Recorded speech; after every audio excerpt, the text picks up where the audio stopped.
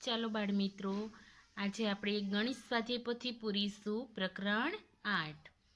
તમે બધા આગળના ભાગમાં વિડીયો જોયો, તેના આધારે તમે પરિકરની મદદથી વર્તુળ દોરતા શીખી ગયા છો। હવે પરિકરની મદદથી એક્ઝેક્ટ માપ આવે છે કે નહીં એ પણ તમારે ત્રિજ્યા માપી અને જોઈ લેવાનું રહેશે। હવે આજે આપણે પ્રકરણ 8માં પ્રશ્ન 8 માં પહેલું ત્યાંથી આપણે શરૂઆત કરીશું।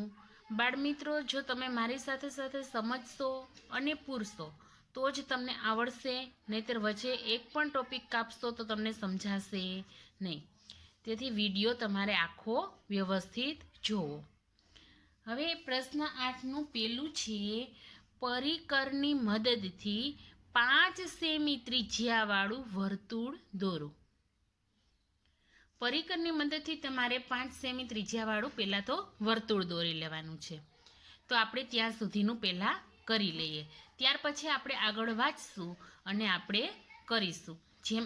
જેમ એમાં કહ્યું છે તે રીતે આપણે કરતા જશું। તો 5 સેમી ત્રિજ્યા આપણે પહેલાં પરિકરમાં લેવી પડે। તો આપણે સ્કેલમાં 5 સેમી આપણે પહેલાં તો પરિકરમાં ત્રિજ્યા લેશું।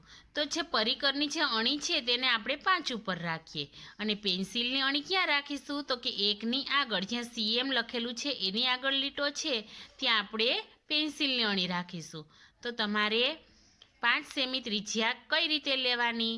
તો એક્ઝેક્ટ આ રીતે વ્યવસ્થિત તમારે માપ લેવાનું છે।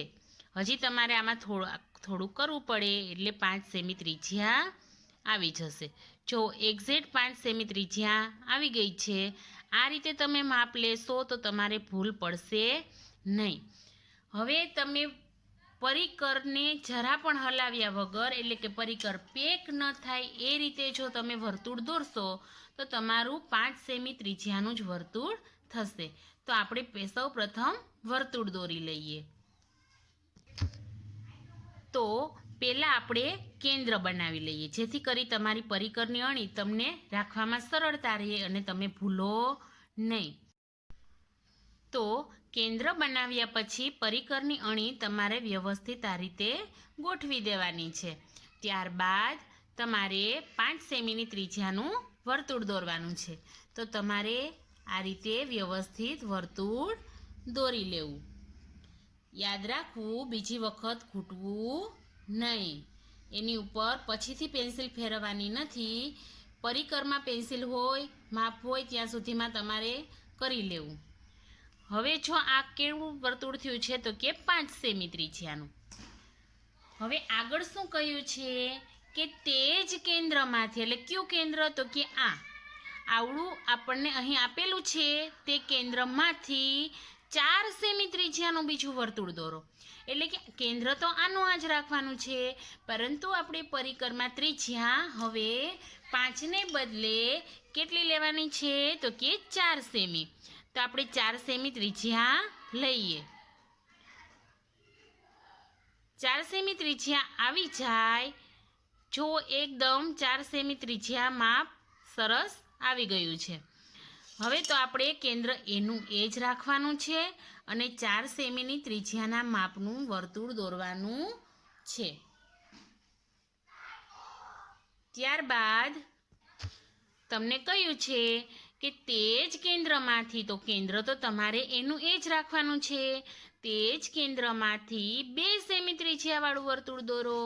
તો હવે શું કરીશું આપણે? તો પરિકરમાં આપણે 2 સેમી ત્રિજ્યા લેશું। પરિકરમાં એક્ઝેક્ટ 2 સેમી આપણે આ રીતે માપ લેશું। હવે આપણે એ જ કેન્દ્રમાંથી, એટલે કે કેન્દ્ર એનું એ જ રાખવાનું છે। જો તમે કેન્દ્ર એટલે કે ટપકું તમે પેન્સિલથી પહેલાં આવું કરી લો તો તમે કેન્દ્ર પણ ભૂલો નહીં અને તમારું વર્તુળ સાચું પડે। તો હવે આપણે 2 સેમી ત્રિજ્યાનું વર્તુળ દોરીશું। 2 સેમી ત્રિજ્યાનું વર્તુળ આપણું દોરાઈને તૈયાર થઈ ગયું છે। હવે આપણે શું કરવાનું છે?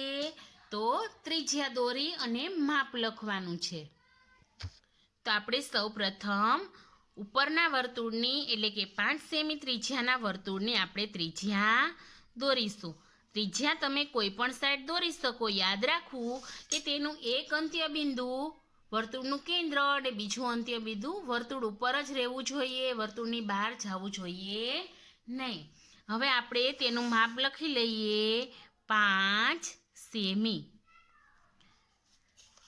હવે આપણે બીજા વર્તુળની ત્રિજ્યા દોરીશું. તો બીજું વર્તુળ આપણું 4 સેમીનું છે. આપણે આ સાઈડ ત્રિજ્યા દોરીએ અને આપણે માપ લખીશું કેટલું 4 સેમી. એ જ રીતે આપણે હવે અંદરના એટલે કે 2 સેમીના ત્રિજ્યાનું વર્તુળની આપણે ત્રિજ્યા દોરીશું. તેનું માપ આપણે લખીશું 2 સેમી. તો આ રીતે તમારું આ ત્રણેય વર્તુળ તૈયાર થઈ ગયા છે. એક જ કેન્દ્ર રાખવાનું કહ્યું છે એટલે કેન્દ્ર આપણે ફેરવવાનું નથી. હવે બીજો દાખલો જોવો કે પરિકરની મદદથી 4.5 સેમી ત્રિજ્યાનું વર્તુળ દોરો અને તે જ કેન્દ્રમાંથી 3.5 સેમી ત્રિજ્યાવાળું બીજું વર્તુળ દોરો અને તે જ કેન્દ્રમાંથી 1.5 સેમી ત્રિજ્યાવાળું ત્રીજું વર્તુળ દોરો. તો સૌપ્રથમ આપણે હમણાં ઉપર કર્યું એ જ રીતે 4.5 સેમી ત્રિજ્યા આપણે પરિકરમાં લઈ અને આપણે પેલું વર્તુળ દોરીશું. તો 4.5 સેમી એટલે 4 અને 5ની વચ્ચે. 4.5 કેને કહેવાય? તો કે 4 અને 5ની વચ્ચે જ્યાં ઊભી લીટી છે તેને જ આપણે 4.5 માનવાનું છે. એવી રીતે 3.5 હોય તો 3ની ઉપર આ લીટી, 2.5 હોય તો 2ની ઉપર આ લીટી. આ રીતે માપ લેતા શીખવાનું છે. હવે આપણે 4.5 સેમી આપણે પરિકરમાં માપ લઈએ. તો 4.5 સેમી આપણે પરિકરમાં માપ લઈને તો તમે જોઈ શકો છો કે આ જે 4ની ઉપર જે 5મી લીટી છે એટલે કે મોટી લીટી છે ત્યાં તમારે પરિકરની અણી રાખવાની છે. અહીં આગળ પેન્સિલની અણી. વ્યવસ્થિત અને એક્ઝેક્ટ માપ લેતા શીખી જવાનું છે. આ રીતે હવે આપણું 4.5 સેમી માપ આવી ગયું છે. તો હવે આપણે વર્તુળ દોરીએ. તો સૌપ્રથમ આપણે પહેલા દાખલામાં કર્યું હતું તે જ રીતે અહીં આપણે પહેલાં તો કેન્દ્ર બનાવી લઈએ જેથી કરી તમે ભૂલો નહીં. હવે આપણે 4.5 સેમીના માપનું વર્તુળ દોરવાનું છે. તો આપણું વર્તુળ 4.5 સેમીના માપનું તૈયાર થઈ ગયું છે. હવે આગળ શું કહ્યું છે કે 3.5 સેમી ત્રિજ્યાવાળું બીજું વર્તુળ દોરો. તો આપણે સ્કેલમાં 3.5 સેમી આપણે માપ લેશું. 3ની ઉપર જે ઓલી મોટી લીટી આવે છે 5મી લીટી તેની ઉપર તમારે પરિકરની અણી રાખવાની છે અને આગળ પેન્સિલની અણી. એકદમ વ્યવસ્થિત માપ લેવાનું છે. વાર ભલે લાગે પરંતુ માપ આપણું સરસ આવી જવું જોઈએ. જો એકદમ 3.5 સેમી આપણું માપ આવી ગયું છે. હવે આપણે વર્તુળ દોરીશું 3.5 સેમીના માપનું.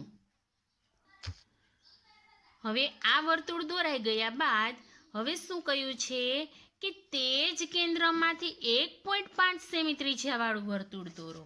તો તે જ કેન્દ્ર રાખવાનું છે એટલે કે કેન્દ્ર આપણું એનું એ જ રહેશે. 1.5 સેમી આપણે માપ લેવાનું છે. 1ની ઉપર અડધું એટલે 1.5. આ રીતે તમારું એક્ઝેક્ટ વ્યવસ્થિત માપ લઈ લેવાનું છે. હવે આપણે 1.5 સેમીના માપનું એ જ કેન્દ્રમાંથી વર્તુળ દોરીશું. તો હવે આપણું આ વર્તુળ પણ તૈયાર છે.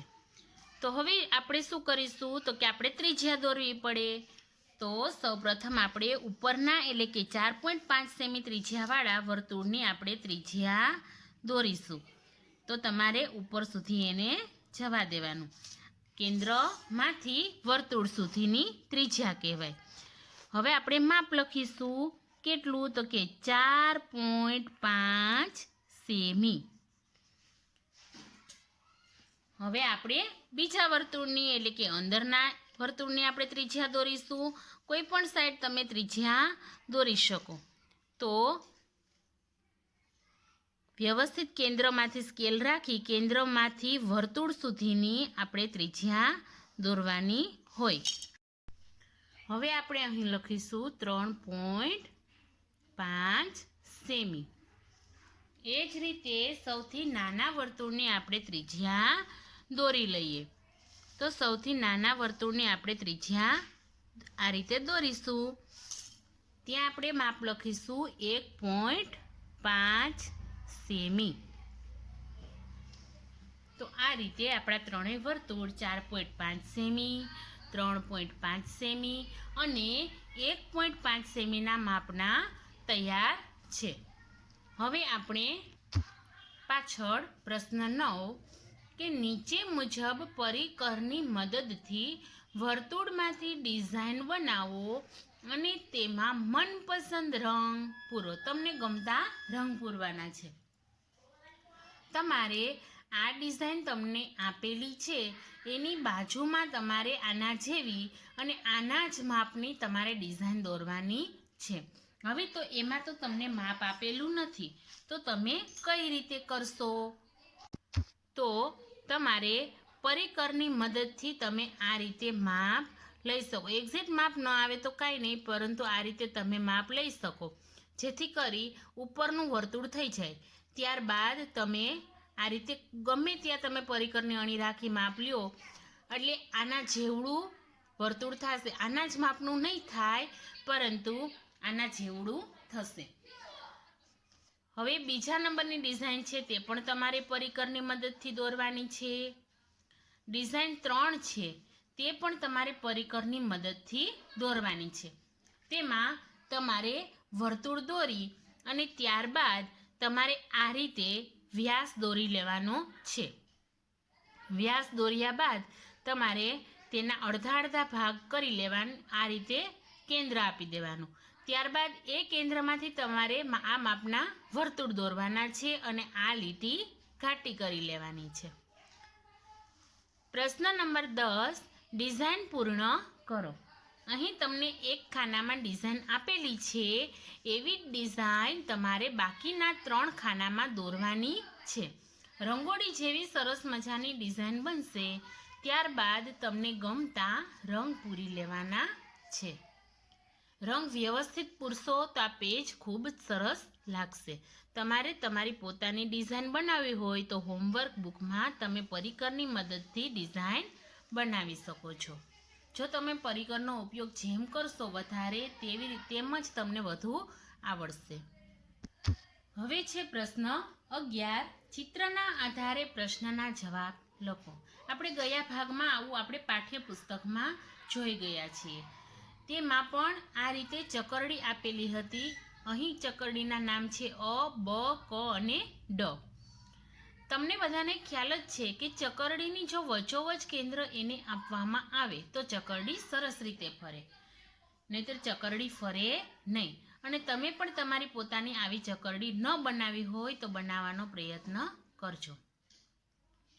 એમાં પ્રશ્ન પેલો છે કઈ ચકરડીની સળી કેન્દ્રની સૌથી નજીક છે? કેન્દ્રની સૌથી નજીક છે એમ કયું છે? તો કઈ ચકરડી આવશે? તો આવશે બ. તો આપણે અહીં લખીશું ચકરડી બ.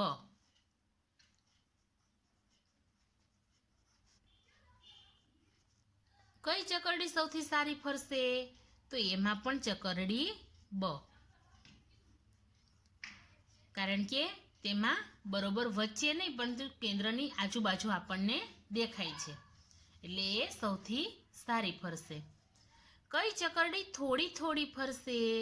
તો ચકરડી ડ, જે થોડી થોડી ફરશે કારણ કે તેનું કેન્દ્ર છે એની બાજુમાં થોડીક સળી રાખેલી છે એટલે એ થોડી થોડી ફરશે.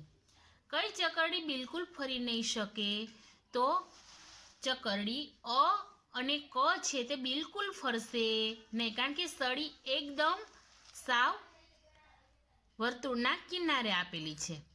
એટલે આપણે અહીં લખીશું ચકરડી અ અને ક, અ અને ક. આ રીતે તમારે વ્યવસ્થિત લખી લેવાનું છે. તો બાળમિત્રો, આજે આપણે પ્રશ્ન 11 સુધી આપણે અભ્યાસ કર્યો. તે તમારે વ્યવસ્થિત સમજવાનું છે અને શીખી પણ જવાનું છે. આજે તમારે હોમવર્કમાં પ્રશ્ન 11 સુધી સ્વાધ્યાય પોથી પૂર્ણ કરી લેવાની છે અને સરસ રીતે પૂરી કરી અને ત્યારબાદ ફોટા પાડી મને મોકલશો. Thank you.